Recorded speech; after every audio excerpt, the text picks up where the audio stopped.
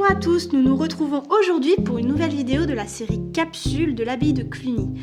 Grâce à notre indice précédent, j'ai pu trouver le lieu que nous allons découvrir en compagnie de Sébastien Découvrière. Découvrons ensemble la façade conventionnelle vue des jardins de l'abbaye. Bonjour Sébastien. Bonjour. Donc aujourd'hui on se trouve dans les jardins de l'abbaye. Tout à fait. Est-ce que tu peux nous présenter ton travail, ton profil, tes missions ici? Bien sûr. Alors je suis enseignant missionné auprès du Centre des Monuments Nationaux. Donc mon travail c'est d'accueillir chaque classe, d'accueillir chaque élève et de créer un pont entre l'élève et le monument pour faire découvrir, pour faire connaître l'abbaye. Voilà. Et je suis également guide conférencier. Et en fait mes deux tâches sont complémentaires et mon but comme enseignant missionné, c'est aussi de permettre à chaque enseignant de devenir l'acteur de sa visite. Voilà, de mettre des outils à sa disposition, de construire la visite avec lui pour que l'enseignant soit vraiment le maître d'œuvre et que l'élève soit au contact du monument. Grâce à l'indice que j'ai pu avoir précédemment, j'en ai déduit qu'on était du coup dans les jardins pour aujourd'hui. Alors est-ce que vous pouvez nous expliquer pourquoi avoir choisi la façade classique de l'abbaye? L'abbaye c'est un monument religieux par sa finalité et je crois que l'enseignement du fait religieux c'est très important en ce moment, c'est essentiel.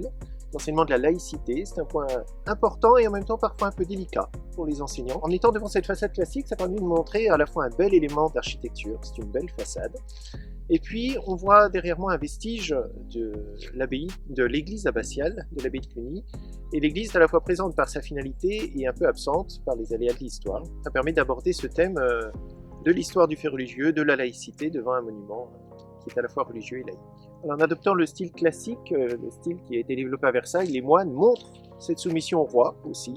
On en ont-ils plus ou moins conscience, mais ils sont liés au style imposé par le roi. Et en même temps, le roi est tenu de respecter des privilèges, car l'abbaye de Cluny est aussi une abbaye qui jouit de privilèges. Le roi de droit divin est aussi soumis à la loi divine. Donc les rapports sont complexes, les rapports vont dans les deux sens, autant de la monarchie absolue. Selon l'âge des élèves, on peut les faire entrer un peu dans cette complexité des rapports entre le politique et le religieux, en s'adaptant à chaque niveau.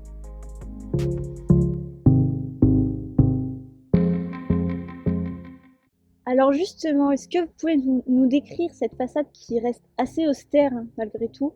Oui, elle est austère, c'est une façade classique. Donc elle est très sobre dans son décor, elle est symétrique, elle est équilibrée, elle est bien proportionnée. Et en même temps, si vous regardez des points de l'architecture, des points de la décoration, vous verrez que, par exemple, la ligne qui parcourt toute la façade permet d'en souligner la longueur, l'équilibre. Derrière cette façade, il y a une grande galerie qui mène jusqu'à l'intérieur de l'église abbatiale. Donc on imagine des grandes processions de moines, ça rajoute à la majesté de la procession des moines. Et puis c'est également une galerie qui est tellement vaste qu'elle a pu servir pour les étudiants de l'École nationale supérieure des arts et métiers de réfectoire pendant longtemps. Tous les étudiants tenaient à l'intérieur.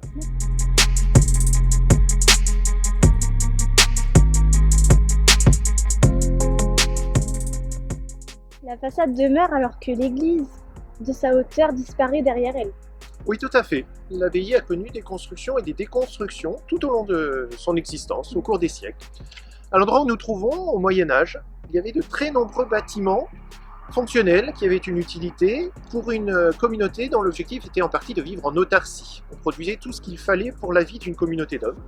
Alors qu'au XVIIIe siècle, l'économie a changé radicalement, elle est beaucoup plus une économie monétaire. Tout le monde ne fait pas tout. L'idéal d'autarcie n'est plus l'idéal de la vie économique de l'abbaye. Et donc les moines eux-mêmes ont déconstruit les bâtiments du Moyen-Âge où nous nous trouvons aujourd'hui pour dégager une très belle perspective, une grande perspective sur la façade classique, pour la mettre en valeur. Et aujourd'hui encore, on découvre beaucoup dans ce jardin. Tous les ans, une équipe d'étudiants, d'archéologues, avec Anne Beau, vient fouiller l'abbaye. Donc quand on vient la visiter à certains moments de l'année, on peut assister à une partie des fouilles archéologiques. En fouillant par exemple l'infirmerie qui se trouvait un tout petit peu plus loin, on a découvert un trésor monétaire. Voilà, l'abbaye est riche à la fois pour ce qu'elle montre et puis pour ses sous-sols. Et là aussi, on peut faire découvrir aux élèves toute cette diversité, toute cette richesse de métiers, de conservation, d'archéologie qui fait vivre ce monument. Qu'avez-vous ressenti devant cette façade la première fois? Toujours très impressionné par l'histoire de Cluny et puis par la grandeur des bâtiments. Mais la première fois que je suis venu comme enseignant missionné, je suis venu le lendemain d'un gala des Gazards. Les Gazards sont les étudiants de l'École nationale supérieure des arts et métiers. C'est une école qui a ses réussites, ses succès, mais qui a aussi son folklore, ses habitudes. Il y a toute une vie étudiante, c'est un campus étudiant. Voilà, tout au fond du jardin, en face de moi par exemple, se trouve leur self, qui est en architecture contemporaine. Et je crois que comme enseignant, ça m'a rassuré de voir qu'il y avait des étudiants qu'on faisait des cours aussi à l'abbaye, que c'était aussi une école, et que le bâtiment vivait, tout simplement. Ces étudiants apportent beaucoup de vie à cette abbaye. Là aussi, je crois que, comme enseignant missionnaire, ça me permet de faire le lien avec tous les niveaux, de la maternelle à l'université. Et tous les élèves qui viennent ici sont à la fois impressionnés, puis en même temps, ils en repartent enrichis, ils en repartent beaucoup plus proches de ce monument. D'ailleurs, ils ont encore beaucoup à découvrir dans ce monument, et je vais vous remettre l'indice pour que vous puissiez continuer la visite, et que vous puissiez aller voir un peu plus loin tout ce que l'abbaye peut vous apporter. Merci beaucoup Sébastien pour cette intervention très instructive et à très bientôt. Merci, à bientôt.